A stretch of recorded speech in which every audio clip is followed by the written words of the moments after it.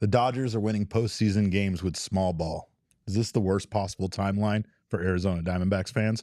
We're talking about this and more here in 30 seconds. Don't go anywhere.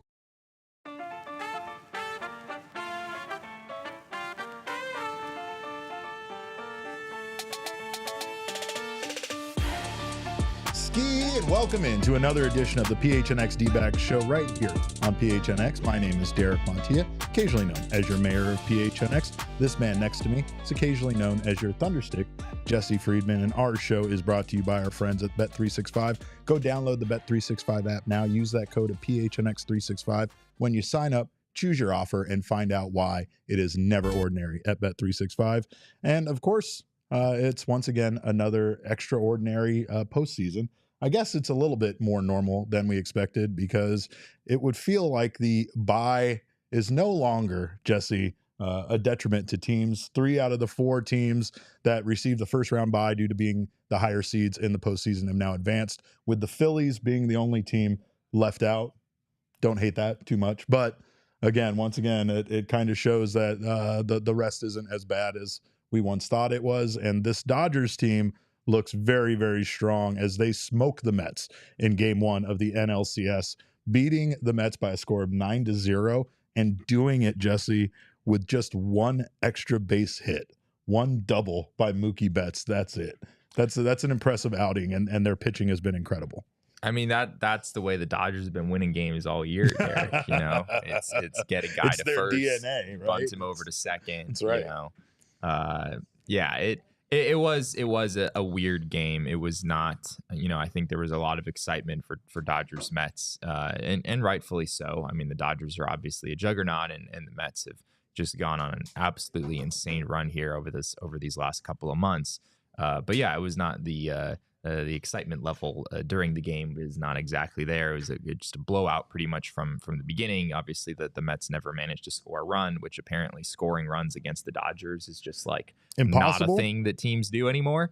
That scoreless streak, I think, is up to 33 innings, I believe now, which ties a major league record for like one specific postseason run. So yeah, what the Dodgers are doing from a pitching standpoint right now, even without all those key guys, is impressive. And offensively, it isn't just Betts and Ohtani and Freeman. There really is a lot more depth here in this lineup than the lineup that the Diamondbacks faced last year in the playoffs, and we're seeing the results of that. Los Angeles has not allowed a run since Game 3 of the NLDS. Yeah. And per Elias Sports, their 33 innings pitched scoreless streak is in a single postseason is tied with the 1966 Baltimore Orioles for the longest scoreless streak in MLB history. It's impressive what they're doing. And again, this was a team that at one point we said didn't have the pitching potentially to go very far in the playoffs. Boy, did their pitching wake up. Yeah, it did. And again, it's a lot of just their bullpen arms. I mean, their bullpen has been just outstanding in the postseason. And, I still think that it's going to be 2054, the year 2054, and Blake Trinan is still going to be the Dodgers' 8th inning guy, and Daniel Hudson's still going to be pitching the 9th inning, and Alex Vesia is probably going to be involved somehow. This Dodgers team, I mean, to their credit, they have a way of just finding ways to get the most out of guys. Like, not every name in that bullpen is a star caliber performer, right? Like Ryan Brazier is their opener for the game today, which is about to start momentarily as we record right now. And like Anthony Banda, like former Diamondbacks top prospect who looked like he might be out of baseball, he's turned into a huge weapon for them. And there's other narratives like that in their bullpen as well. So they deserve a lot of credit for what's happened there. Obviously, the offense that they've built is very much tied to the amount of money that they spent on that group. But it's an impressive team, and it's a team that is going farther than frankly I thought they were going to go. And it's not just the money that they spend, Jesse. It's the moves they make. The Detroit Tigers went home on Saturday. They were eliminated, and then they got to watch on Sunday Jack Flaherty pitch an absolute gem for the Los Angeles Dodgers and not for the Tigers. Flaherty goes 7 innings pitched, gives up 2 hits, no runs, 2 walks, 6K. And you said, yes, the bullpen is good, but Flaherty's out there giving them 7 innings. And again, it's the Dodgers just finding a way to get better, even if that's via trade. And this was a trade from a team that went pretty far in the postseason themselves. So it's infuriating that the Dodgers are so, I guess, good at this. And it does feel like, honestly, they should have more World Series titles over the last 10 years than they have. But, I mean, again, that's kind of where the playoffs and how random the postseason can be comes into play. This season, it does feel, and someone said that the Padres poked them and woke them up. Really did feel like that. It felt like the Padres did enough to make this team angry and make this team play with a certain amount of vitriol, a certain amount of, I guess with a chip on their shoulder, similar to what we said about the Arizona Diamondbacks last year when they had Tommy Pham, who kind of seemed to give this team a little bit of an edge, a little bit of what they needed in order to play, in this postseason and kind of have some toughness to them.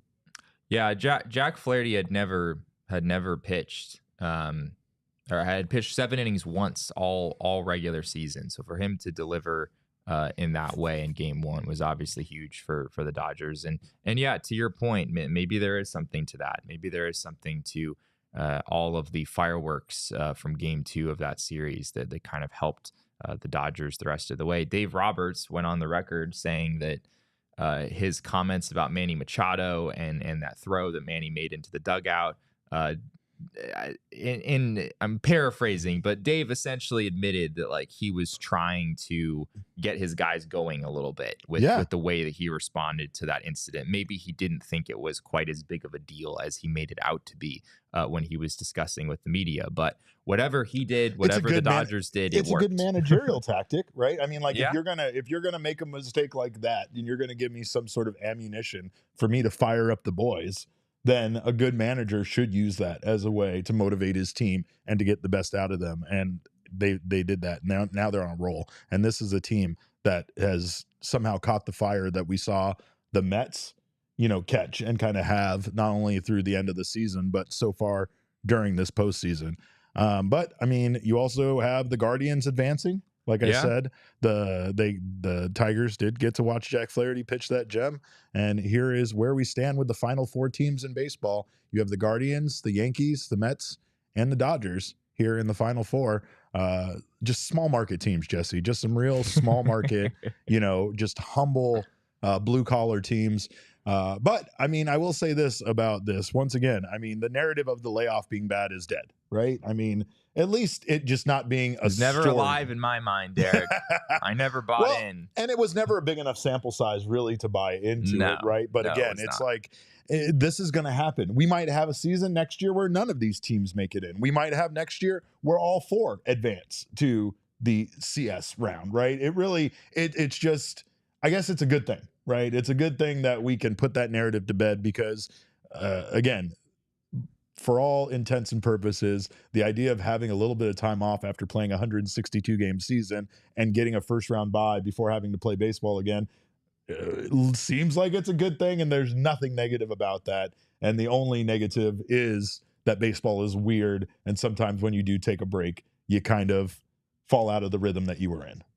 To me, the only stat that really matters on this front is that no team that got a bye has ever been eliminated in the wild card round, because that is impossible. They do not play in the wild card round, and people don't talk about that enough. They want to just talk about the division series results, and yes, there's been shades of evidence there at times, which as I said earlier, I've never really bought into. But you're getting a free pass from a 3-game series that is prone to all sorts of randomness and weirdness. It's absolutely where you want to be if you're a baseball team in the playoffs. I like this format quite a bit, and I think that that's why I'm glad that this narrative is dead. I think that We've seen the MLB playoffs kind of adapt and change throughout the last 10 years.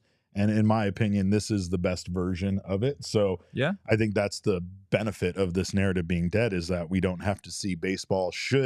If we were talking about, all 4 teams that came from the wild card round now being in the CS, baseball may have had to start looking into it, even though there is no real, like you said, there's no real narrative there. Like Elise said, it's a loser talk narrative, but it's something that they would have had to look into, because if it continued, it would have gotten to the point of there being some validity to it, right? But there would have been a story. It would have been something that Major League Baseball would have to take a look at, even if they ultimately decided not to do anything. But now I have a new story, and I think Phillies fans will hate this one as much as they hate me talking about them being the only team that didn't advance to the CS round, Jesse. And that's the fact that right now, the lowest ticket you can find for the Guardians versus the Yankees is $73 before fees. $73 to go to Yankee Stadium to watch a postseason game, and not just any postseason game, an ALCS postseason game. And that's $47 cheaper than they would have cost you on Friday. So does that mean that there's no good baseball fans in New York? So you're I'm trying to use the Chase Field narrative thing from last year. Remember that? We'll talk about. Does that mean there's no good baseball fans in New York now, Jesse? I guess so. I guess it has to. Okay, or is it just that it's on a Monday? Like, again. Right. That would be a factor. So you're saying that a few days ago ALCS tickets were more a bit more expensive, and now that people know it's the Guardians. I mean, I don't know if the Tigers would necessarily have drawn. Would they have moved the ton? Yeah.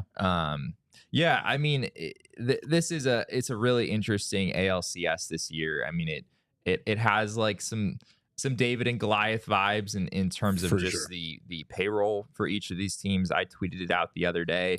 If you're one of those people who believes that how much money you spend does not have an impact in baseball, or at least not a significant impact, the final 4 teams does not exactly support that narrative. Three of these teams are literally rank 1, 2, and 3 if you go by the collective bargaining tax payroll. The Dodgers' actual payroll is lower than that because a certain player on the Dodgers is only making $2 million this year, when he should be he's actually, his contract is of course much larger than that. Right. That's where I was going. But like the CBT payrolls, the Mets are at $350 million, the Dodgers are at $340, the Yankees are at $315, and then what's the line in Moneyball? Then there's 50 feet of crap, and then there's the Guardians at 140 million, right? And not to say the Guardians are a bad team. I mean, they deserve to be here. They've had an outstanding season. But yeah, they're the only team in baseball that has managed to survive this long while not spending at basically the very top of the rest of the league.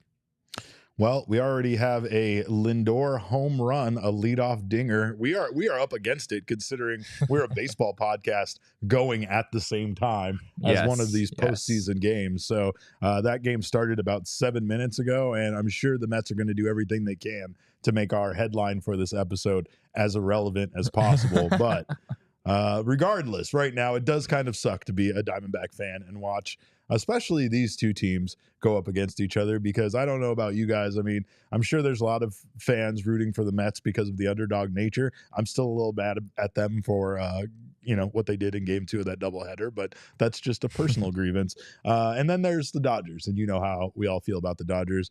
Some of you are going to go drop a chat comment right now that accuse me of being a Dodger fan. I know that's coming and expected, but I will say, like, for as great as game 1 looked for the Dodgers, and it's easy to look at a 9-0 game and just sort of draw the conclusion that the Dodgers are going to coast to the World Series.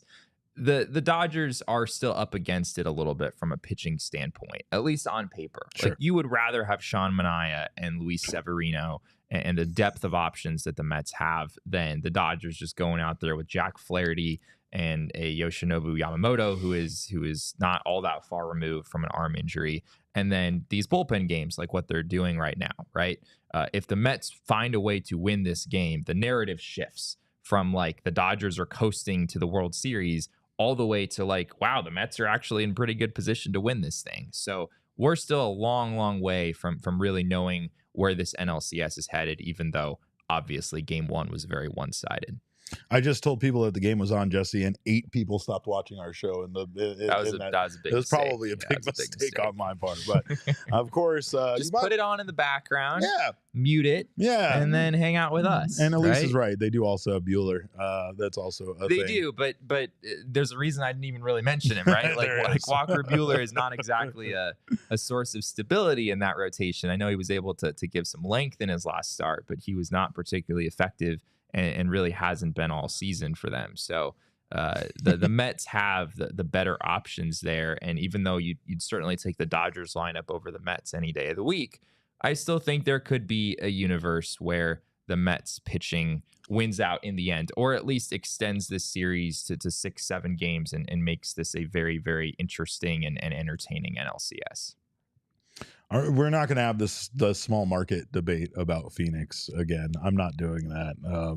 It's not a small market. It's objectively not a small market in terms of population. You can't make that argument. But it is a small market in terms of sports for some reason, based on other factors. And of course, that's based on you looking that data up. And they're not even small market. They're kind of like middle of the pack, just outside of, I feel like, top 10 for a lot of sports and such like that. But they definitely don't have the money here that big market teams do, and I think that's the point, right? Very few people take a trip to Phoenix and say, while I'm there, let me go catch a Diamondbacks game because I want to see Chase Field so bad, right? So let's just keep things like that in mind. But of course, I think the Dodgers winning has one silver lining.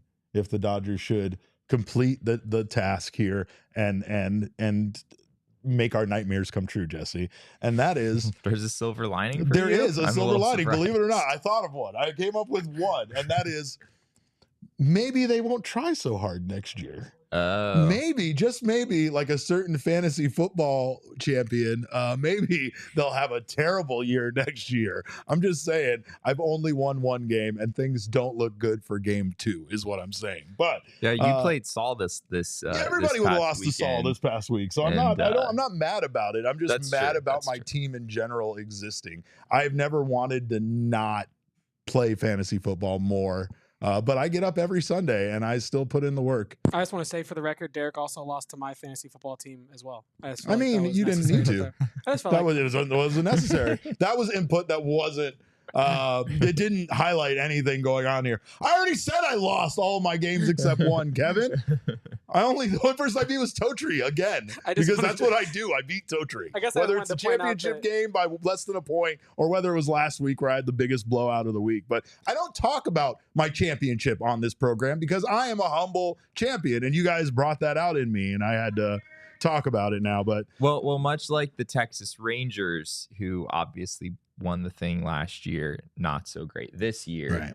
Yeah, I did hear you've been dealing with some TV contract instability that might have impacted your ability to spend in free agency over the offseason, right? I mean, these are valid excuses. Look, I'm just saying is that people want to watch my team on the field and they can't, and it's not fair to the fans. Yeah, it's not. It's a grave injustice for the fans. Yeah, 100%. And I'm fine with being the Texas Rangers of fantasy football. I'll wear my Arlington shirt tomorrow just because you said that. But anyway, we do appreciate you guys being here in the PHNX Sports YouTube channel. If you haven't subscribed to the channel yet, make sure to do so now. Don't know what you're waiting for. Hit that like button because that makes me feel better about myself. And hit that notifications button. That way you don't miss whenever our shows go live. Sometimes we decide to do wacky things like go live right during a baseball game or maybe after it. So regardless of when we go live, if you have that notifications on, you won't miss any of our wonderful shows. If you're listening on the audio podcasting side, make sure you subscribe on your favorite audio podcast app and review us. Leave us a review. We appreciate that feedback. Those 5-star reviews definitely mean the world to us. On the other side of this break, we are going to talk about your Mailbag Monday questions and perhaps, if 2025 might be the end of the road for this particular Diamondbacks team. We will discuss it, so don't go anywhere. but it's Jesse's favorite time of the year, and it's time to talk about Blue Chew because I get to embarrass Jesse and also have a great time myself. And look, it's not embarrassing. That's the bigger thing. Is Blue Chew is an online service that delivers the same active ingredients as Viagra, Cialis, and Levitra, but at a fraction of the cost in a chewable form. But most importantly, they arrive in a very discreet package. And of course, when that does arrive, you get to say, my package is here. So that's fun. But does it work? Do you think you need it? Do you think you don't need it? Come on. Let's be honest. It's just you and me here. If you think you don't need the best sex of your life, then I guess don't try it. But if you're looking for something a little bit more fun in the bedroom, there's nothing sexier than confidence, and Blue Chew can give you the confidence where it counts. We've got a special deal for all of our listeners. Try Blue Chew for free right now and use promo code ALLCITY at checkout. Just pay $5 shipping. That's bluechew.com, promo code ALLCITY to receive your first month for free. Visit bluechew.com for more details, important safety information, and we, of course, thank Blue Chew for sponsoring the PHNX Diamondbacks podcast. Also, check out our friends at Gila River Resorts and Casinos. Talk about two things that go together for a fun night: Blue Chew and Gila River Resorts and Casinos. No one does it better at Gila River Resorts. Check out any of their 4 locations here in the Valley, and you can go all in with fun on over 4,500 slots and live table games, or catch all of the action at any of our sports books.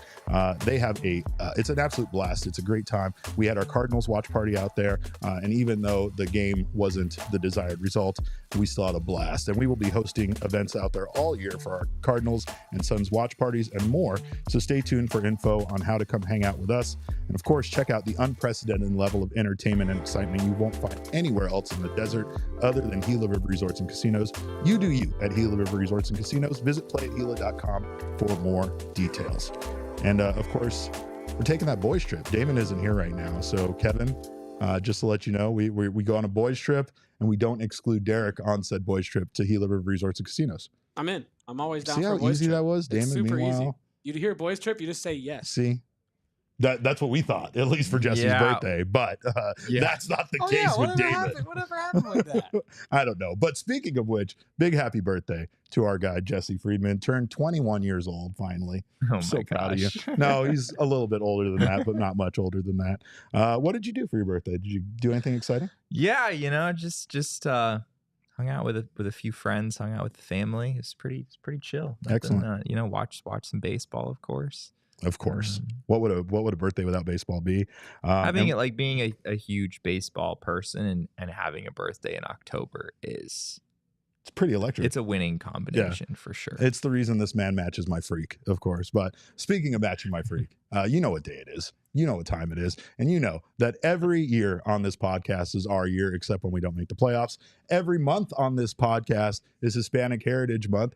Every day on this podcast is Indigenous People Day. And shout out to the wonderful event going outside our building right now. But of course, today is Monday. And every Monday, we go to the mailbag. Kevin, let's go.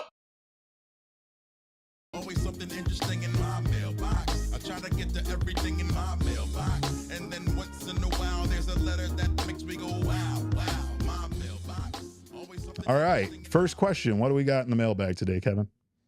All right. So our first question of the day, ladies and gentlemen, is going to be from Travis Moore. Our lead-off question asker. Yeah, our leadoff hitter today is Travis Moore, who says, now that we're a little removed from the end of the regular season, can we finally admit that this was really a good season? With a frustrating end. But can we admit that this was a good season?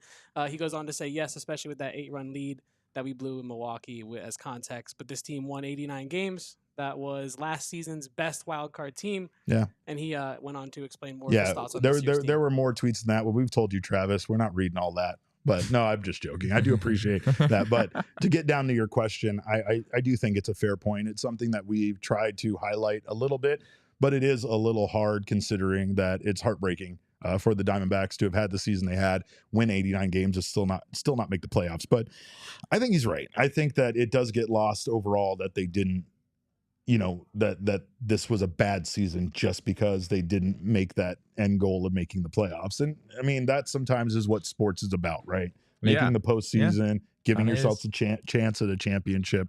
But it was still a season that was filled with so much fun. And it was, especially for 3 months there, it felt like we were watching one of the best teams in all of baseball. You had the confidence that they could beat any team in baseball, and it was just joy to watch this team at times. Yeah, and not to go too far in the opposite direction, but I do think that part of what makes the Diamondbacks not being in the postseason so difficult is that it was such a great season. Yeah, that this team, like, if the Diamondbacks had found a way to make it in, if the Mets had swept the doubleheader, or the Diamondbacks don't blow the 8-run lead, whatever it is, if they find a way to make it in, none of us are surprised if the Diamondbacks are still playing games right now, right? No one's surprised by that, based on the run that the team went on last season, and the fact that this year's roster was better across the board, the fact that some of the starting pitchers seem to be finding some semblance of a rhythm, or at least finish the season on a high note. Brandon Pfaadt was very good in his last start. Zach Gallen was very good in his last start. Merrill Kelly looked pretty good in his last several starts of the year. It was not hard to imagine this Diamondbacks team getting into the postseason and going on another deep run. So yeah, this was, 89 wins is we said it from right when the season ended. 89 wins is in itself, it's hard to look at that as a total failure. I mean, that is 5 more wins than they had last year. I think it's higher or around the number that I would have predicted for the Diamondbacks this season, probably higher. I think I landed somewhere in the 86, 87 range. So it was a successful season in some ways. But again, that just makes it maybe all the more difficult that the Diamondbacks aren't still playing games right now. I appreciate Daft House's comment. He said, watching the D-backs virtually take game 1 of the wild card series did make me feel better somehow. And yes, make sure not to miss out on our PHNX Plays series. Game 2 is right around the corner. Game 2 is coming up. Yeah, but make sure not to miss that, because it might help a little bit. Elise says not making the playoffs after what was invested in this team after last year is a huge letdown. And yeah, you're not wrong about that. Yeah. I think that at the end of the day, what happened was the high water mark was changed for this team, right? This was a young team that was exciting last year. And if you swapped these 2 seasons in a way, right, where they came close but fell 1 game short, and now this season they made the playoffs and make that run, right? I mean, overall, it's the right trajectory, right? We just have this weird, it's almost like one of Sarah Lang's like you have this weird bump in the trajectory where, because of what happened last year, because of the playoff run that they made now, again, the expectations, which are expectations, Tori Lavello, make you feel like that's the next inevitable step, right? That's what we do in life. It's the next step. Like, okay, we meet someone in a relationship, we start dating them, things go well, we move in together, we get married, we have a kid, and sometimes you're following steps, and that's the steps, and if everything goes in that direction, then your life was great and perfect and how it should be. And life doesn't go that way. Sometimes you had this happen, and divorces happen, and things happen, right? And so, like, for the Diamondbacks, it's not right. It's not like an even path right now because of the success from last year. And I think that kind of overshadows this year and makes this year feel like more of a failure than it actually is. But I'm with Elise. Like, the fact that you can go back and trace a handful of games that if they would have won this one, or this one, they would have been in the playoffs. I also tried to cope with it by saying, like, well, with the way that this team was playing, how could we have, done much when we got to the postseason? And you said those exact words last season. With the way this team is playing, how could they have done anything? And then they go off in the playoffs and have that magical run that they had. So I also think it's funny that if this team had won 87 games but made the playoffs, then the narrative is so different, right? This season suddenly would become everything that you hoped it would be, right? It's an improvement over last year. It's a step in the right direction. You're back in the playoffs for the 2nd straight year. Like, all the vibes would be positive. But the fact that they won 89 games but missed the playoffs, it's just making the postseason is ultimately what matters. Yeah, it goes to show the number of games you win is really irrelevant at the end of the day. Making the postseason is all that really matters, right? And I mean, that's and like, again, there are fans in Philadelphia right now asking a lot of questions about that team, and there's a lot of doubt. There's a lot of potential change that might be happening within that organization. And that is a team that had the best record in baseball for a significant portion of the season and also made it, to the division series and clinched their division, right? But again, it's expectations. So the expectations for that team were higher than getting bounced by the Mets in the division series round. And so since they didn't accomplish that goal, now their season is seen as a failure, right? I mean, I think the Padres may be in a slightly different situation just because I don't know if they were necessarily expected to make the playoffs this year. Like, I think they had a shot, right? Sure. But given that they had just traded Juan Soto, they did get Dylan Cease. They did add some pieces as well. I don't know if the expectations for them were quite as high entering the year, but I do remember a time in like mid-June when the conversation about the wild card race was that it was tragic that there were 3 spots, right? Because like none of these teams deserve to make the postseason. Yes. I'm looking at the standings from June 15th. And on June 15th, the Atlanta Braves had the top wild card spot at 38-30. So that's reasonable. They're 8 games over 500. But then the next wild card team was the Padres, and they were 37-37. They were a 500 team occupying the second wild card spot. And the third wild card team at the time was the St. Louis Cardinals, who were a game under 500 at 34-35. Heck, on June 15th, Derek, I have to go all the way to the very bottom of the NL standings to find the New York Mets. Only the Rockies and the Marlins had a worse record than the Mets on June 15th. And granted, like all these teams are clustered like right on top of each other. So even the Mets were only 2 games out at the time. But I'm sure you can find an episode of this show where we said, the only teams really out of it are the Marlins and the Rockies, and maybe the Mets too. And we probably got closer than we should have to saying that the cause was completely lost for the Mets at some point. But it just goes to show that like during the season, trying to look at the standings in June or July and feel like you really know how many wins it's going to take to make the playoffs, you just can't do that because something can happen like what happened this year where the Braves and the Mets and the Padres and the D-backs are all playing really, really good baseball for 2-3 months to end the season and suddenly 89 wins. You win 89 games and you're stuck at home. So it just, you don't know until you know. You don't know until you're, well into August, really September, how many games you're going to have to win to make it into the playoffs. All right, what else we got in the mailbag, Kevin? All right, question number 2 today is, what are your thoughts on the long-term pitching outlook for this team? I'm kind of nervous that Gallen and Kelly walk after next year. We have fought, but the other young guys don't scream top of rotation. Maybe we see another Gallen-type trade, says Gabby Dirth.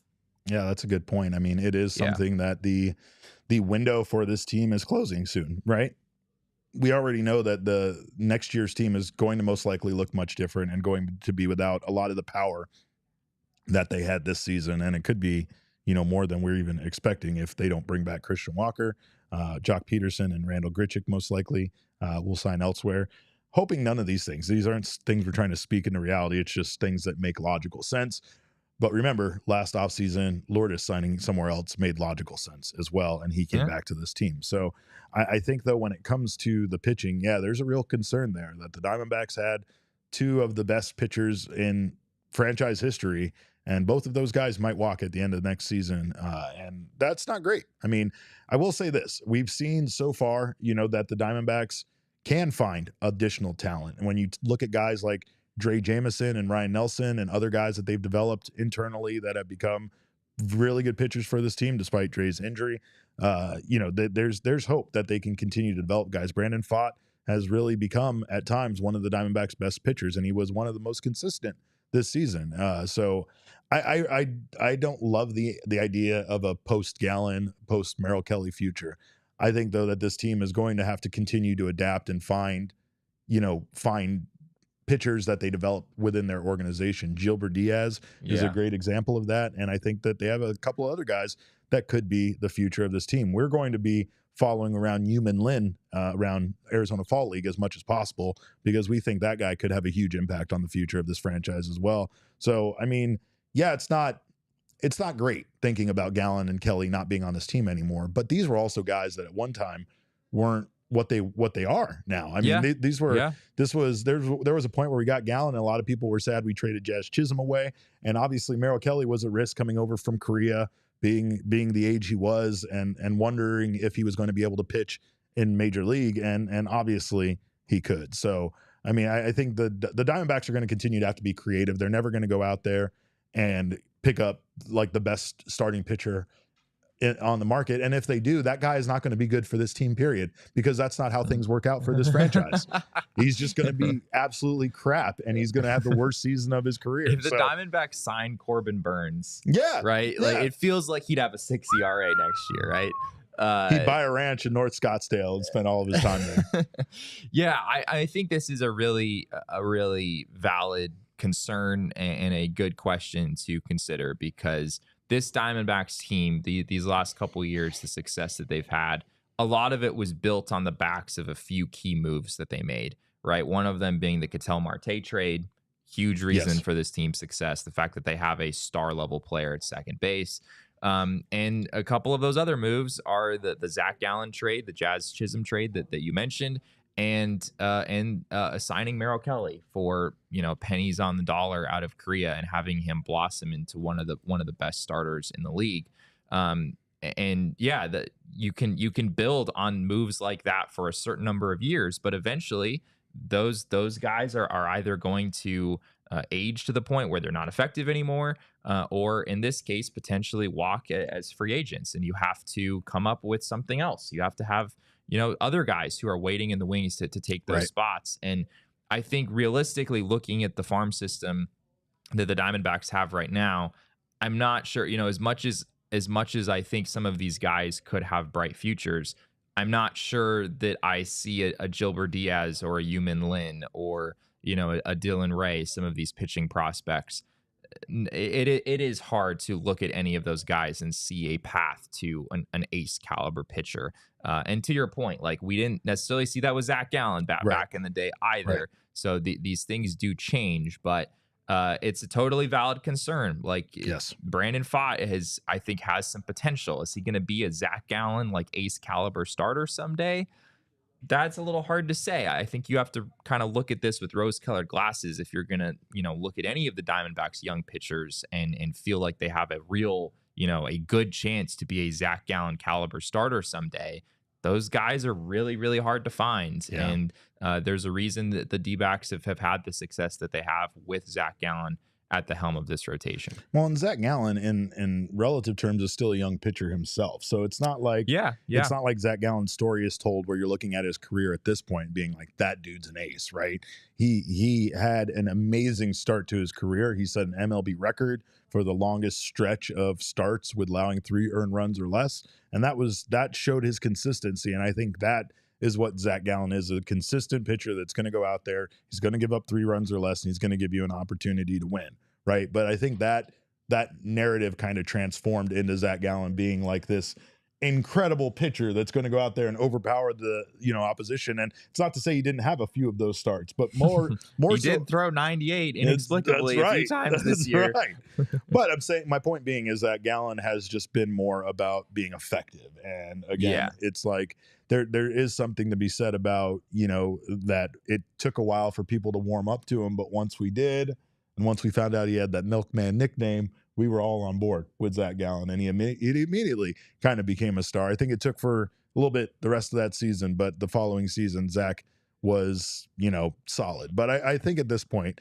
really, the Diamondbacks are going to have to continue to find a way to find those pitchers, right? I mean, it's going to be through trades. It's going to be through moves where they can improve their farm system, bring in young prospects, and possibly find that guy. I don't want it to become a thing where the Gallen and Merrill Kelly years were squandered. I actually think this team overperformed or outperformed, what you thought they were going to be able to do in the time that those guys were here. And I think both of those guys outperformed what a lot of people thought 100%. Thought their ceiling might be. Yeah. And Zach is 29, so he's not like young per se, but he's still, I would say, in his prime. And it's not to say that it's impossible for the Diamondbacks to bring these guys back. Gallen feels quite doubtful to me, given that he is a Scott Boras client. Maybe he fires Boras. We've seen that happen before somewhere. Yeah, maybe. But Gallen is... Like, Gallen did not really have a very good season this year. Yeah. Right? A 3.65 ERA. He was pretty inconsistent, spent some time on the injured list.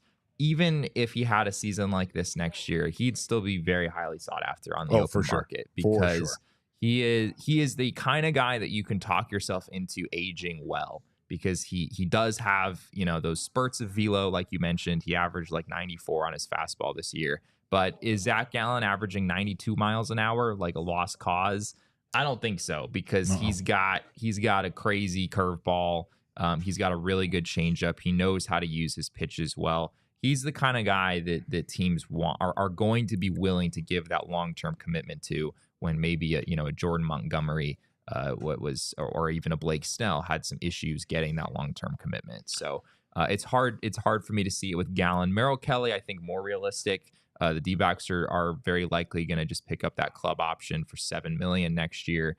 And it's not all that hard to imagine Merrill Kelly coming back on a short-term deal. He's certainly getting up there in age. I don't think anyone's giving him a 6-year deal at this point. He is 36 years old. This is actually Merrill Kelly's birthday, as I pull up his baseball reference page. Happy birthday. Is it really? Happy birthday, Merrill Kelly. Happy birthday, buddy. October 14th. He turns 36 today. So there you go. Wow.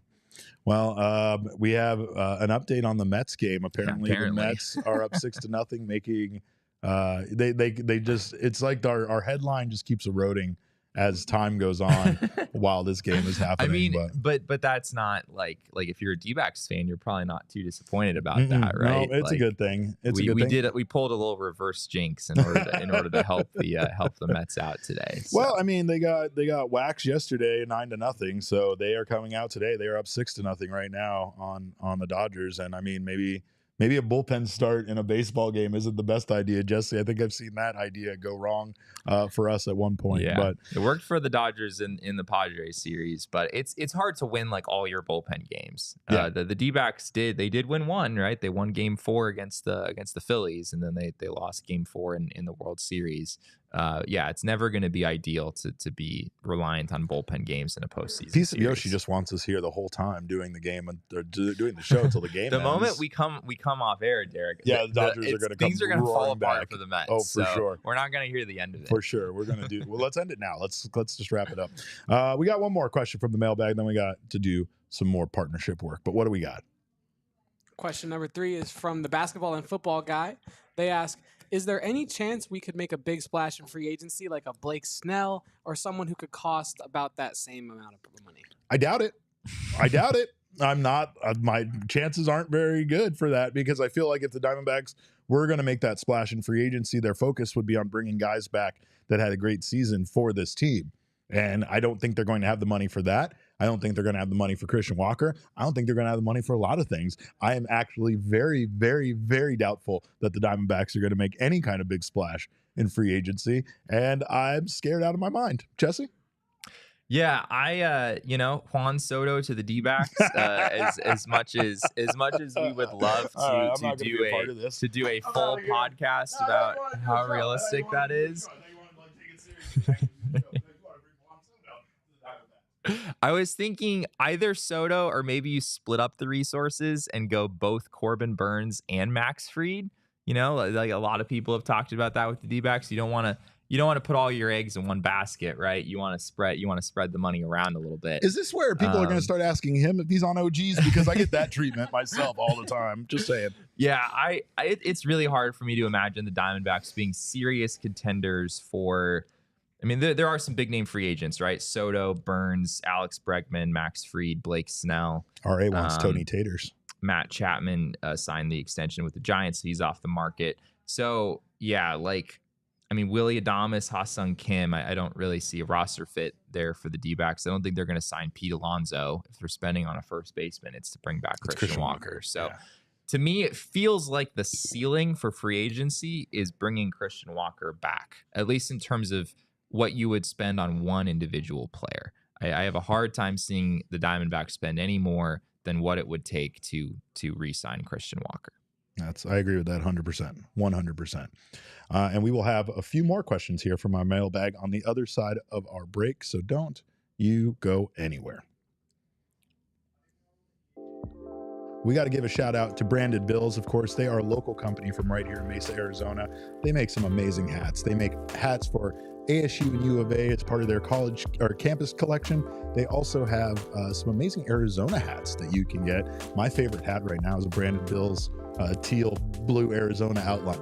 Make sure to check out everything they have to offer. They can help your brand stand out from the pack as well. If you are looking to make some gear, and you can start your order, and their dedicated team will help you create the exact custom apparel you need. Right now, it's spooky season, so check out all of their Halloween apparel that they have. They have this hoodie hat combo with a little glow-in-the-dark pumpkin on it that I must have before Halloween, and I will have it before then. So elevate your brand with Branded Bills, the perfect headwear and apparel company. Head to brandedbills.com and use code PHNX for 20% off your first order.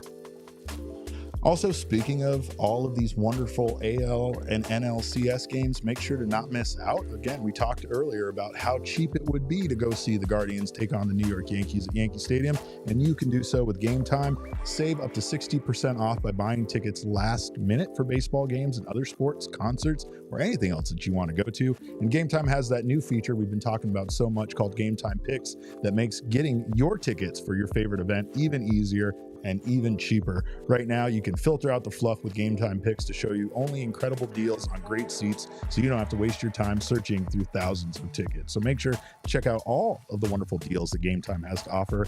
Their ticket coverage is your purchase is covered with the best ticket coverage in the game. Right now, you can get the most flexible customer service policy in the ticketing industry, which of course is very helpful considering sometimes it's not the case with buying tickets online.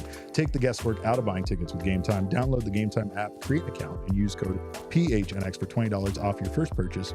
Terms do apply. Again, create an account and redeem code PHNX for $20 off. Download Game Time today. Jesse, what time is it? It is game time. It is game time. All right. What else we got, Kev, from our mailbag? All right. Next question. What role do you anticipate Drey Jameson having with this team next year? Ooh, that's a good question. Avi. So? Puts me, good swing at it. That's what I would have said. It was a check swing. It was a check swing. Did he go? This question puts a little fire in my blood, Jesse, because again, we know what Drey Jameson has been for this team in the past. We know that is a player that has that dog in him. And I honestly think it doesn't matter where you put Drey because he will accept any role, it feels like, that you give him. I feel like he could be a valuable asset as a high-end reliever for this team next season. And I really don't think that, there's any rush for him to be anything else at this point. Like the Diamondbacks right now, based on our calculations, have 6 starting pitchers for 2025 still, as long as Jordan Montgomery decides to take them up on that player option. So should that be the case, I doubt that they can find a role for Jameson to fit in the starting rotation, but that might be for the best. He just has a certain quality that I believe when you look at him, when you listen to his answers, when you see how he plays the game, I think he could be a really good, back end reliever for this team. Yeah, I agree. It'll be interesting to see how the Diamondbacks approach this. We don't know the answer to this yet, unfortunately. Torrey was asked a couple of times in the latter portion of the season what the Diamondbacks' plans were with Jameson, and he didn't have an answer to that question, at least at that time. He knew while he was rehabbing, though, that he was racing people. That's for sure. He did. And there was some talk of Jameson pitching in the fall league, which, of course, did not happen. He's not on the fall league roster, but he could be probably getting some sort of reps in some other capacity this winter. So I don't know. It'll be interesting to see how the D-backs approach this. In theory, their starting rotation is full. We've talked about how even though the things did not go well for them in the rotation this past year, there's not like a ton of room to make any additions. So he still could be useful as a depth piece. You can never have too much starting pitching. So maybe the D-backs go that route and they try to bring him back as a starter. But maybe they just are like, hey, he just had Tommy John surgery. Let's not push it too much. We like what we saw out of the bullpen when he was in that role for the D-backs, and maybe we just want to continue down that road. So stay tuned. Hopefully we'll have an update on this at some point over the offseason. It doesn't matter where he plays because the quotes are going to be amazing, and that's all that we. Right. That's our primary. Absolutely. That's our primary concern is like we need more quotes like "it puts fire in my blood," because that's something we still need to put on a T-shirt. All right, what else we got, Kev? All right, next question is from Kevin Newman Fan Club, a.k.a. Piece of Yoshi. Whoa, Ryan Thompson Hater Club. What happened here, Kevin? My God. I guess I called him Kevin. Piece of Yoshi. I was like, look, I had nothing to do with I always Piece of see the Yoshi. Kevin Newman fan club, and I want to call him Kevin. No, it's Piece of Yoshi. What do we got from Yoshi? All right, Piece of Yoshi wants to know, how much do you think it'll take to get a Sabrina Carpenter picture in a Dodgers jersey?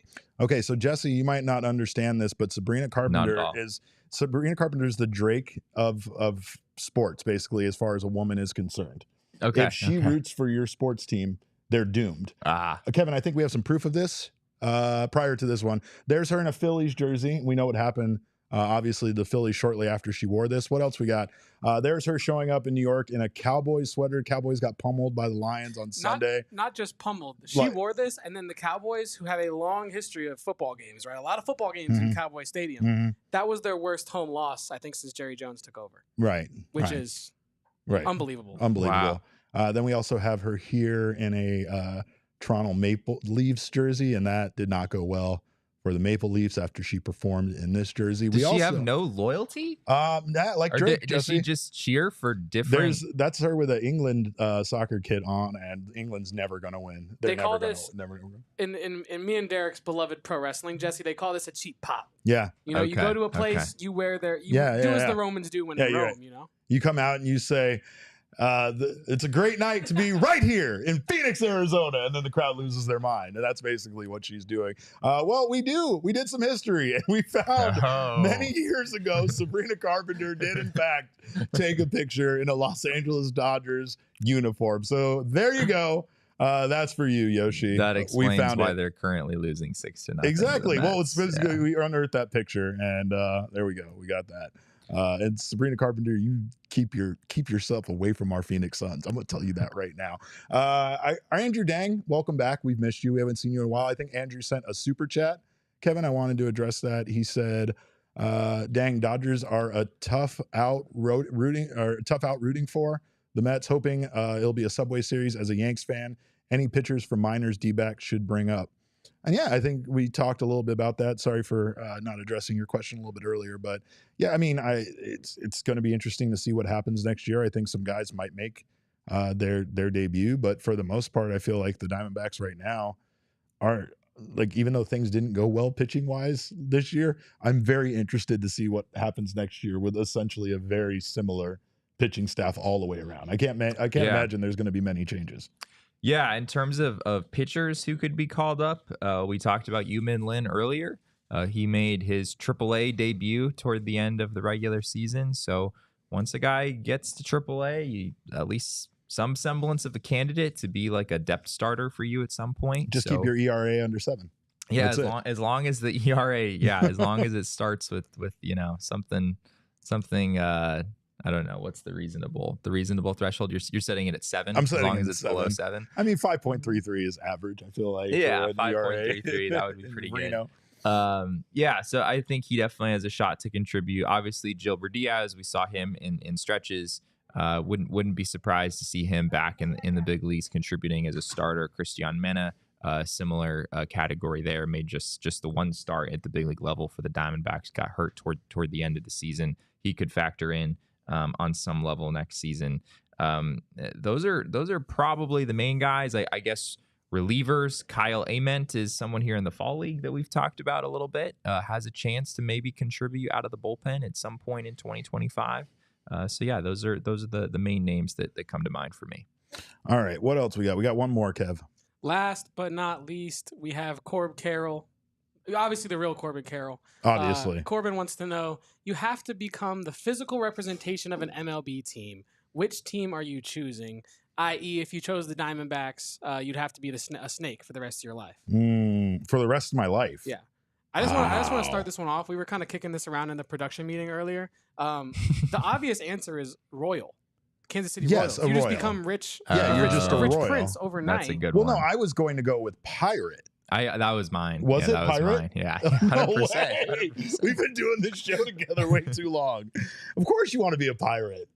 Yeah, like some of these that are like animals of some sort, wildlife of some sort. Right. Like I could talk myself into, being a stingray, like for a day. A tiger. Yeah. But I have to spend the rest of my life as a damn tiger? Yeah, that's a bit of a big commitment. I do have a soft spot for the birds. So, like the cardinal, the blue jay, the oriole. Like I think I would dig being a bird for about a week. Are you supposed to pick being a piece of laundry? Am I supposed to be a white sock for the rest of my goddamn life? At least you get to stay white. You never become a dirty red sock. Oh, yeah, no, I can't even be a nice pair of black socks and go out for an elegant night on the town. I have to always be a white tube sock. That's awful. What the hell is a Rocky? Is that just the mountain? I don't know. Yeah, I don't want to be any of these things. You become the Rocky Mountains at that point. I don't want to be a National or a Yankee. That's for sure. Those both seem like bad things in 2024. And I definitely, you know what? A Guardian. Because I could be a guardian of the galaxy.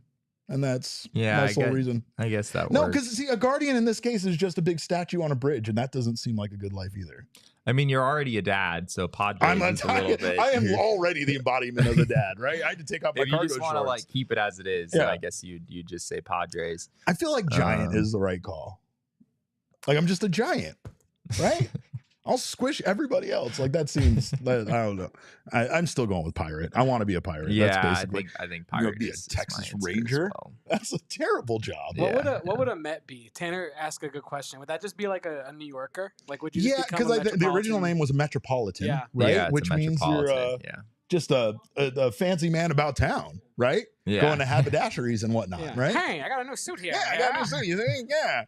Yeah, that's boring. Me and my lady going down to the show tonight. Minnesota, I mean the twins. What are we? Just the Carries? You know, that actually seems pretty fun. Those guys have a great time. Yeah, like do I get like a twin? Yeah, that I didn't have that I haven't. I've been missing out on my Angel entire means life. I'm dead. So yeah, I was just gonna bring up angels. Like, I mean that doesn't necessarily mean you're dead, right? I mean it's like an alternate existence that, depending on how you feel about angels, could actually be quite... Me and this man have to have a conversation after the show is over about what an angel is, apparently.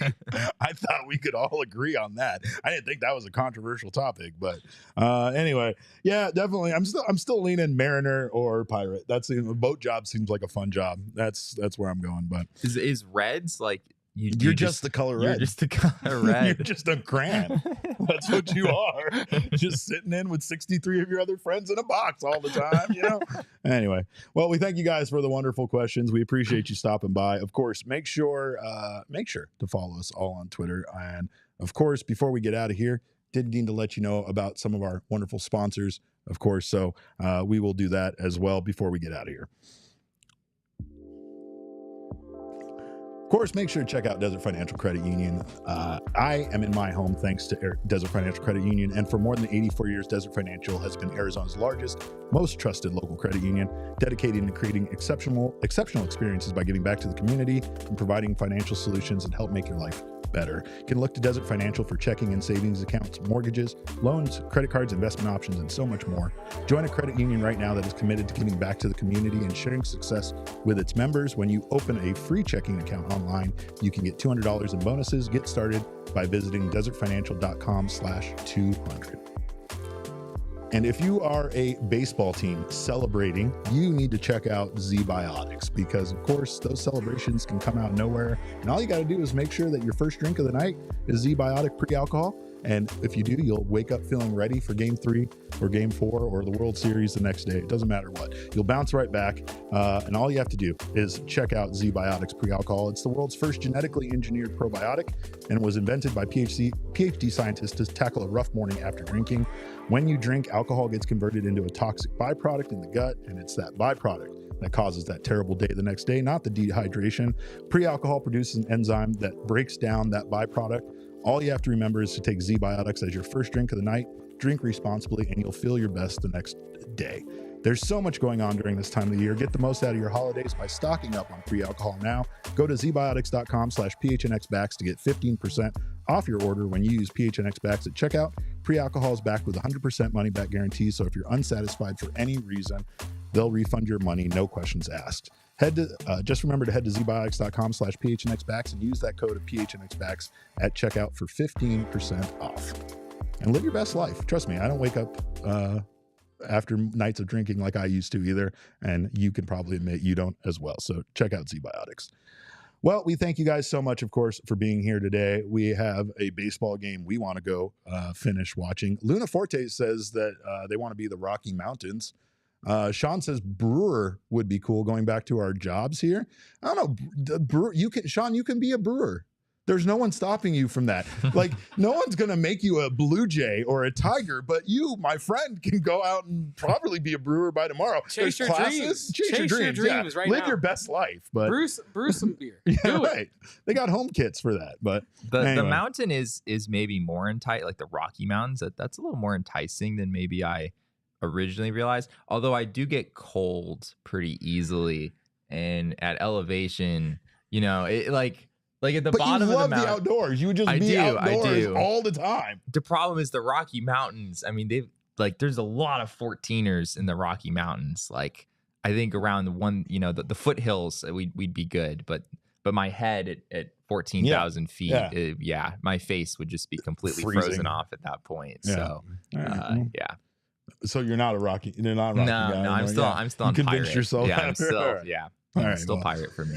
We would love to hear what you guys want to be in the comments. So make sure to leave what team you would want to, I guess, be for the rest of your life going forward. It's a tough decision. So think it through. But we do appreciate you guys being here today. Make sure to hit that like button before you get out of here. Also, make sure to follow us all on Twitter. I am at @cap_caveman with a K. This maniac next to me is at Jesse N. Friedman. Of course, Kevin is on the ones and twos. Thank you so much to him. You can follow him at KevTomWrites. And again, you're going to have to figure that one out on your own.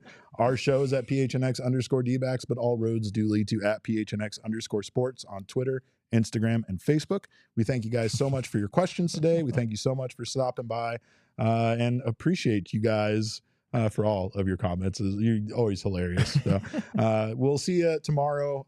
We have another 1 p.m. show tomorrow, so make sure to join us then. And in the meantime, have a wonderful evening. And remember, kids, baseball is fun, but it's so much more fun when the Dodgers fail. We all silly like the mayor.